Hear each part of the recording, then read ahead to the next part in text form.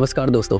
दुनिया के सबसे बड़े युद्ध सीमा पर नहीं बल्कि राजनीतिक तौर पर लड़े जाते हैं। जी हाँ, ऐसे ही कुछ युद्ध हमारे पिछले कुछ सप्ताह से हमारे आंखों के सामने लड़ा जा रहा है, जिसमें से हम में से बहुत सारे लोग इसको नजरअंदाज कर बैठे हैं। Epstein file. जी हाँ, मैं बात कर रहा हूँ एप्स्टीन फाइल की। आज मैं अपने इस वीडियो में एप्स्टीन के उस काले करतूत के बारे में बातें नहीं करूँगा। आज मैं उस तारों के बारे में बात करूंगा जो सीधे वाशिंगटन से हमारे दिल्ली में आकर जुड़े हैं। वो भारत जो दुनिया के दबाव डालने के बावजूद भी रूस और यूक्रेन के युद्ध के दौरान रूस से कच्चा तेल ना लेने वाली बात को ना माना। अमेरिका की बार बार चेतावनी देने के बावजूद भी एक ही बात सिर्फ सामने ला के रखी, नेशन फर्स्ट।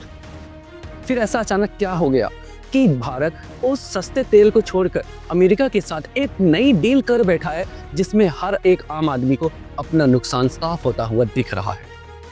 आखिर ऐसा क्या हुआ कि प्रधानमंत्री मोदी जो कल तक आत्मनिर्भर भारत का नारा दे रहे थे, वो इतनी जल्दी अमेरिका के साथ एक ऐसी डील करने के लिए तैयार हो गए जिसमें भारत का नुकसान साफ दिख रहा है?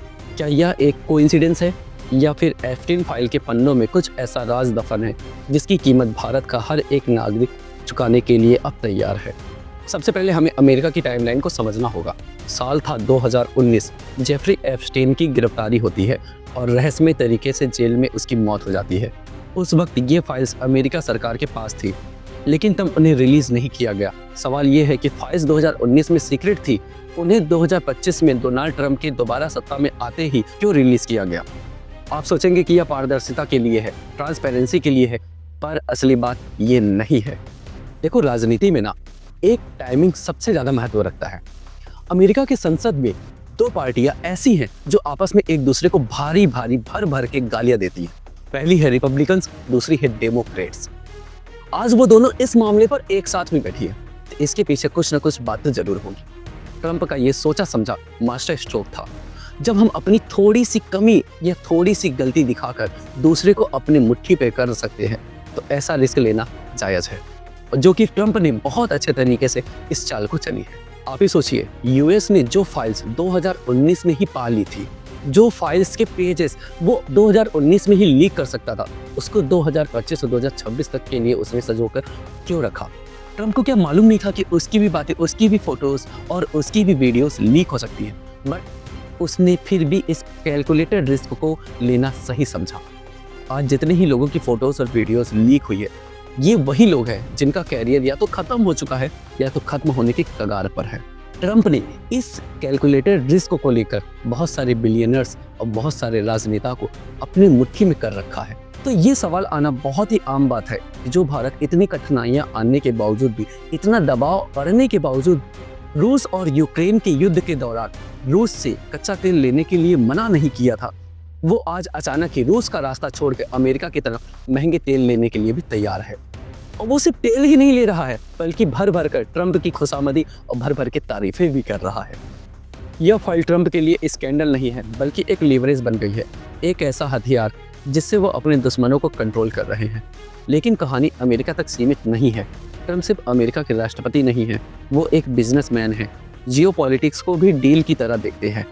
अब जरा अमेरिका की आज की हालत पर नजर डालिए। अमेरिका इस वक्त अपने इतिहास में सबसे बुरे आर्थिक दौर से गुजर रहा है। अमेरिका पर कर्ज पहाड़ सा खड़ा है, जो ट्रिलियंस में है। दुनिया भर में डी-डॉलराइजेशन की लहर चल रही है।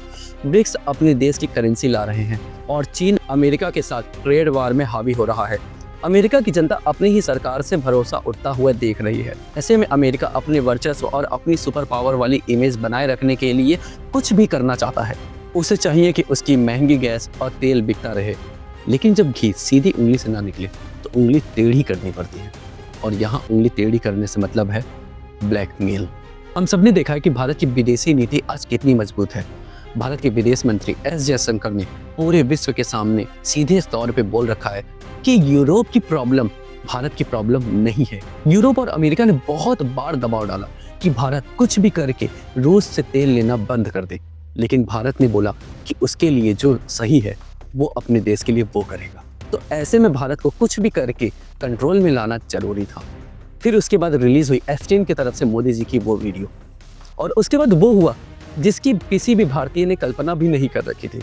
भारत रूस के साथ $60 प्रति बैरल तेल को छोड़कर अमेरिका के साथ में 80 से $100 प्रति बैरल तेल को लेने के लिए समर्थन कर बैठा।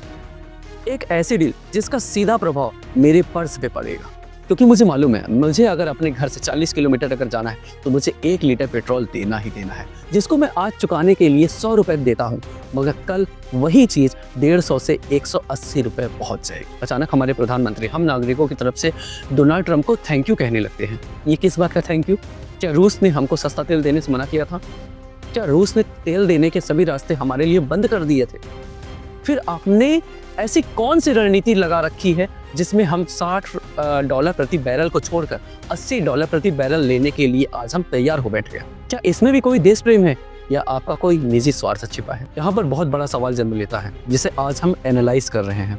सोशल मीडिया और दबी जुबान में, इंटरनेशनल मीडिया में यही चर्चा चल रही है, एप्स्टीन फाइल में सिर्फ अमेरिका का नाम नहीं है बल्कि कुछ ऐसे नाम हैं जिनके तार भारत से आकर जुड़े हुए हैं। दोस्तों, सवाल ये है कि हम एक नागरिक के तौर पे क्या करें? क्या हमें सरकार के द्वारा लिए गए हर फैसले पर सिर्फ ताली बजाने का ही अधिकार है? क्या हम सवाल नहीं पूछ सकते?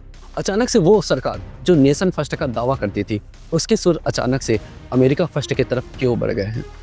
देखिए, ये बात सबको मालूम है कि आज हम अपने जिस देश में रहते हैं वो एक लोकतांत्रिक देश है, और इस लोकतांत्रिक देश में रहकर संविधान के मूलों से बंधकर मुझे अपने सवाल करने का भी अधिकार है, और मुझे इस बात का कोई डर नहीं है कि मेरा सवाल सरकार के विरुद्ध है। कहीं ऐसा तो नहीं है कोई इंसान अपने निजी डर की वजह से भारत को दांव पे लगाने जा रहा है?